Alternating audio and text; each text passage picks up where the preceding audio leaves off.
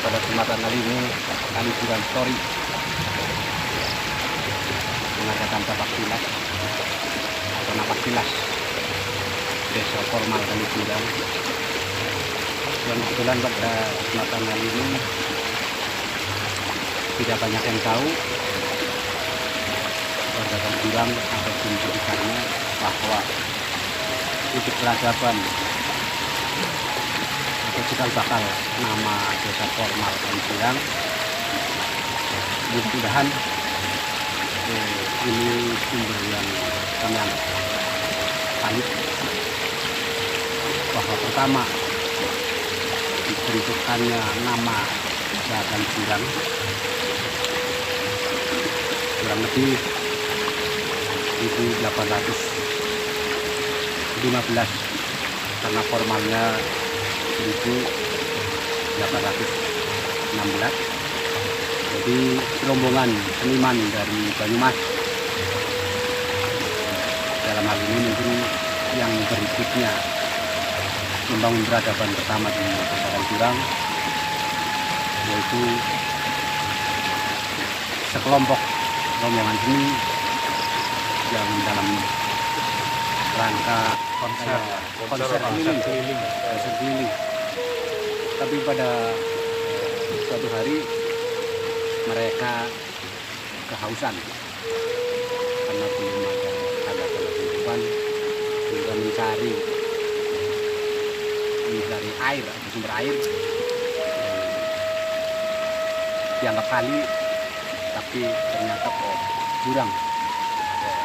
Walaupun ada 3 versi nama desa Kalijuran, bahwa ada yang mengambil kesimpulan bahwa yang jujur jarang atau mundur wirang, tapi kami anggap yang paling valid, paling logis versi ini, bahwa cikal bakal peradaban desa Kalijuran berawal dari area sekitaran ini, tepatnya di sebelah barat Bukit ya. Ya, kurang lebihnya di area sawah milik Bapak Sakro dan Bapak Samin. Mudah-mudahan ini bermanfaat untuk bekal pengetahuan rekan-rekan atau adik-adik pemuda di desa Kalijuran. Saya sama Pak Mujai, barangkali ada yang perlu ditanyakan. Rombongan seni yang dari Banyumas itu mampir di sini apa dia bermukim di sini gitu? Pertanyaannya sama kayak Mas Jai.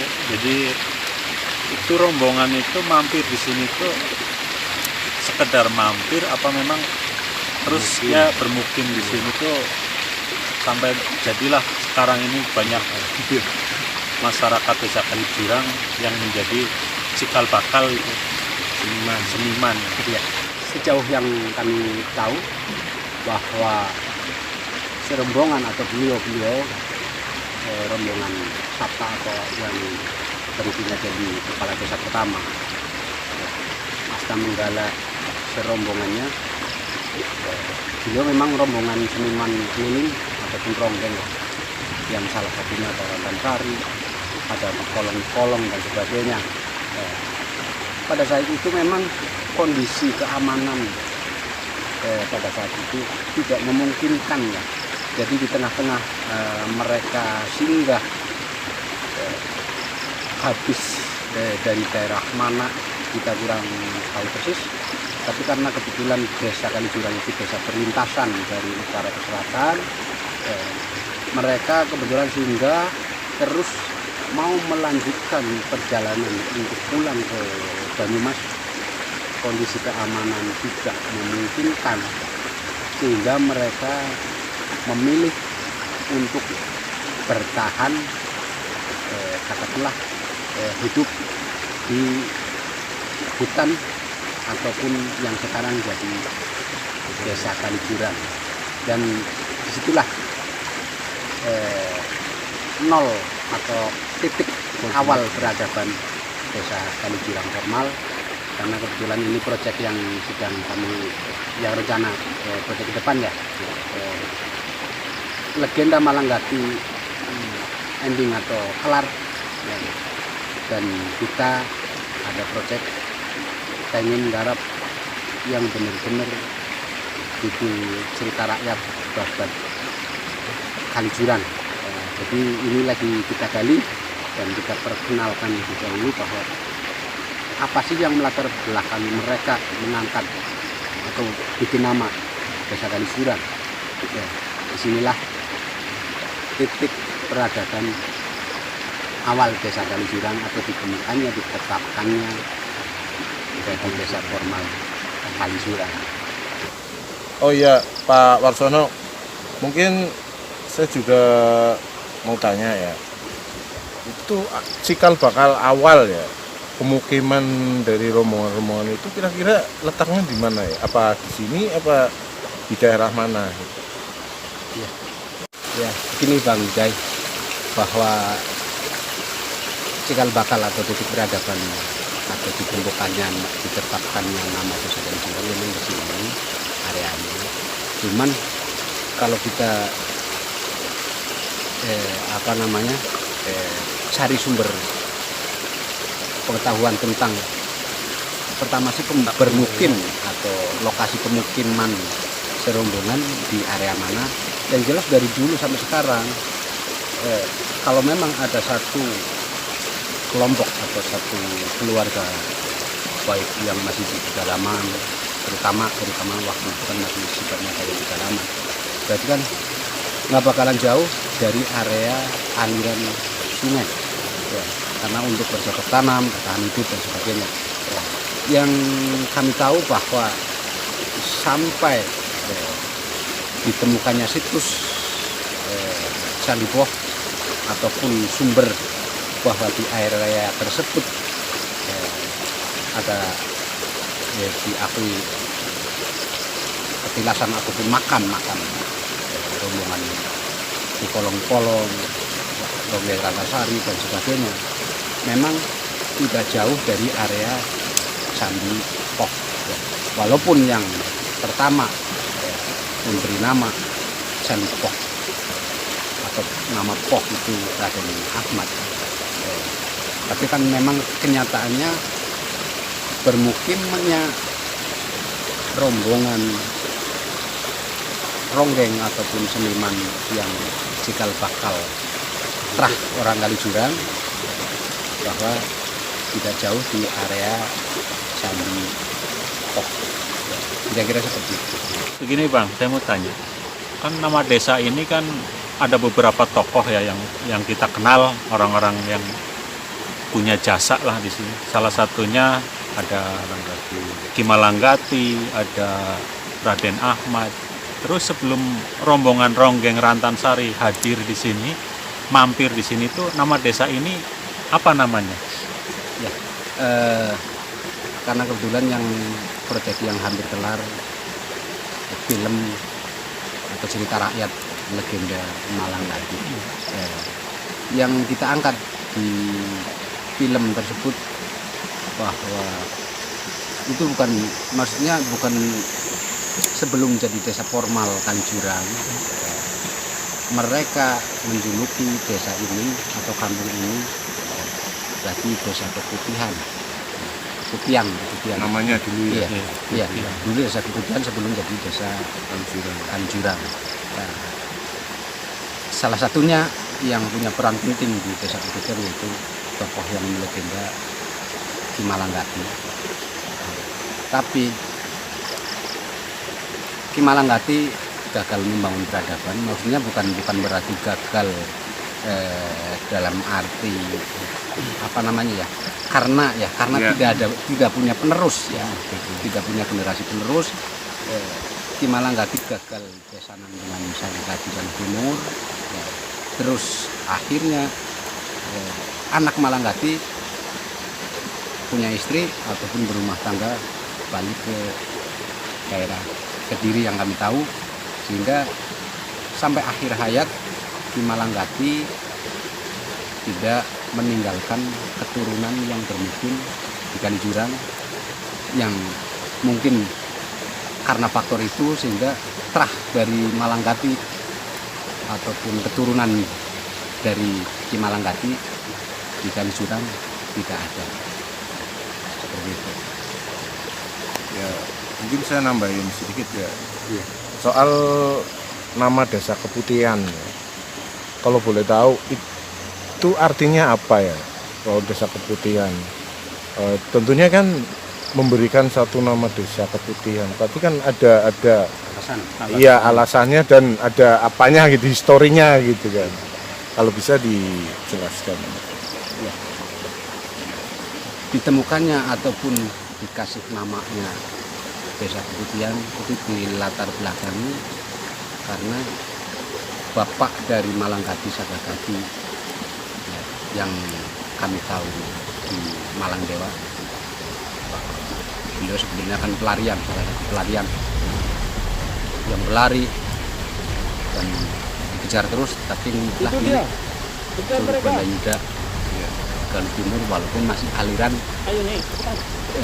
satu kali dari Kalijurak. Nah, beliau aman, tidak ditemukan pada saat masuk ke gua ataupun ke bawah curug, yang sebenarnya di bawah curug tersebut ada rongga kayak gua yang untuk masuk. Ya. Kenapa dikatakan atau diberi nama Keputihan? Hilangnya pelarian atau Ki Malangdewa masuk ke gua atau rongga bawah curug Banda Yuda itu karena dengan tiba-tiba ada asap putih, yang menghalangi. Kita kurang tahu apakah asap putih tersebut memang disiapkan oleh Tuhan untuk menghilangkan jejak di Malangdewa, ataupun memang efek dari air terjun terus menguap ya. Tapi yang jelas ya itu tidak perlu jadi persoalan. Yang jelas kenapa sih dijuluki nama desa atau Kampung Keputihan? Itu alasan mereka memberikan nama untuk mengingat Kali Keputihan. Pak Warsono, ada satu pertanyaan lagi. Katanya kan di Kalijuran banyak situs-situs bersejarah ya. Mungkin ya saya dengar sih banyak. Cuman saya mungkin kurang memahami satu persatu ya. Mungkin bisa dijabarkan situs-situs apa saja yang bersejarah di Desa Kalijuran. Sudah bukan rahasia umum ya, bahwa di Kalijuran memang salah satu ikon Desa Kalijuran itu dikenal dengan Candi Poh, yang di situ diakui atau diyakini bahwa disitulah tokoh-tokoh, beberapa tokoh penting Desa Kalijuran makamnya ada di situ, walaupun ada pepohonan yang layaknya candi yang diakui. Sementara yang dianggap situs yang bernama candi atau dinamakan candi dianggap candi Kalijuran sebenarnya kan salah satu Candi Poh, kedua Candi Jambu, dan ketiga Candi Welahok. Padahal yang belum banyak orang tahu ataupun belum dipublikasikan bahwa yang terpendam atau yang luput dari perhatian masyarakat umum bahwa sebenarnya ada Candi Welahok. Terus kalau Candi Cungkup gimana? Maaf, itu bukan candi, tapi bentuk penghargaan untuk tokoh kepala desa pertama ya, yang dimakamkan di Cungkup. Ada yang menganggap candi, cuman yang masuk kategori candi ataupun memang dari dulu banyak orang tua menamakan itu candi, yaitu salah satu Candi Jambu, kedua salah satu pertama Candi Poh, terus kedua Candi Jambu, dan yang ketiga Candi Welahok. Dulunya Candi Welahok banyak loh, ada bentuk ataupun tumpukan batu yang tersusun, cuman karena lokasinya masih di tanah warga, bukan di tanah wakaf, sehingga dipergunakan untuk kepentingan usaha. Nah, makanya kita sebagai penerus generasi Desa Kalijuran ya, kita pengen mencoba melestarikan, walaupun titik atau besar debu, sisa masa-masa atau sisa Sejarah. cikal bakal peradaban Desa Kaliurang. Kita pengen mengeksplor biar masyarakat luas tahu, oh ternyata Kaliurang seperti itu. Terima kasih. Ini Bang, saya mau tanya, kan datangnya Ki Malanggati terus Raden Ahmad, dia nggak punya keturunan ya di sini, istilahnya gagal besanan ya, yang akhirnya datanglah rombongan Ronggeng Rantansari dari Banyumas. Artinya warga Kaliurang ini bisa dibilang ada keturunan dari Banyumas ya Bang ya. Terus yang kedua, apa sih motivasi Mas Warsono mengangkat cerita ini diangkat ke media Layar lebar. sosial, layar lebar atau di media sosial? Visualkan, tepatnya divisualkan. Fungsinya untuk apa gitu? Oh iya, sebelum mengakhiri perbincangan pada kesempatan ini, tadi ada yang terlupa bahwa berarti ada 4 nama candi di Kaliurang. Maksudnya tadi lupaan, yang satunya kan Candi Malanggati, walaupun situs ataupun petilasan dan juga kemudian makam di Malanggati. Pertama, trah Kaliurang yang mendominasi di Kaliurang atau yang dominan di Desa Kaliurang memang trah atau mayoritas trah dari Asta Menggala ataupun dari rombongan Banyumas. Makanya nggak heran kedekatan orang Banyumas dengan Kaliurang seakan-akan ada satu ikatan keluarga ya. Trah orang Kaliurang kebanyakan dari trah di Asta Menggala ataupun rombongan dari Banyumas. Walaupun pada akhirnya di situ ada 2 kelompok ya, 2 kelompok, satu kelompok dari Jawa Timur dan satu kelompok dari Banyumas. Terus perihal motivasi, kenapa sih, apa tujuan atau orientasi kami mengangkat cerita ini sudah menjadi tanggung jawab kita bersama bahwa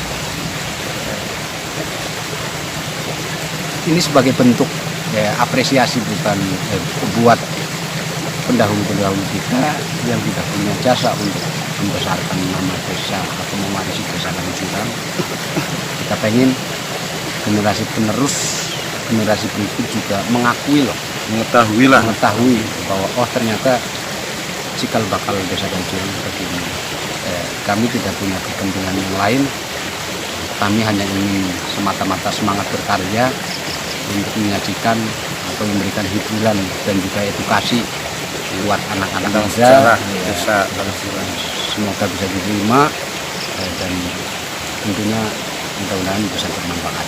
Dan nanti kita sambung atau kita lanjut nampak kilas tempat-tempat lain, salah satunya di Kali Belahok, Candi Jambu dan Candi Malanggati, termasuk sentralnya di Candi Pokyo. Jadi dari kami mewakili rekan-rekan Kaliurang Story mengucapkan terima kasih dan kurang lebihnya mohon maaf karena hanya inilah sebatas pengetahuan kami yang harus kami sampaikan atau kami wariskan untuk generasi berikutnya. Mudah-mudahan bermanfaat. Terima kasih. Oh ya baik, terima kasih Pak Warsono atas penjelasannya yang itu ke kami ya, Bang Edet. Ya. Kalau begitu mungkin kami berdua minta diantar ke situs-situs bersejarah Desa Kaliurang supaya masyarakat Desa Kaliurang benar-benar juga tahu bahwa ini loh situs-situs Desa Kaliurang yang di sana. Oke, bisa, ayo.